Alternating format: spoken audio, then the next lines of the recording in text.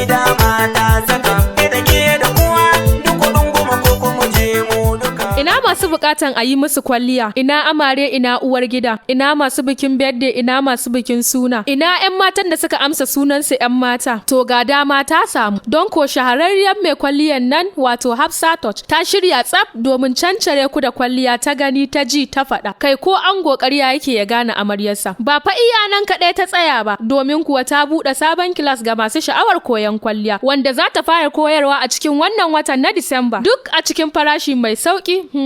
Ai abin sai wanda ya gani. Hafsat ta ce a gaya muku akwai kits ɗin koyon kwalliya duk a cikin farashi mai sauki da rahusa. Ga mai buƙatar koyon kwalliya ko a yi masa zai iya zuwa mazauninmu da ke bypass gurin masallacin Umar Kano Magusau Zamfara State, ko kuma ya tuntuɓe mu ta wannan namba kamar haka 070 62 23 72 43. A zo lafiya.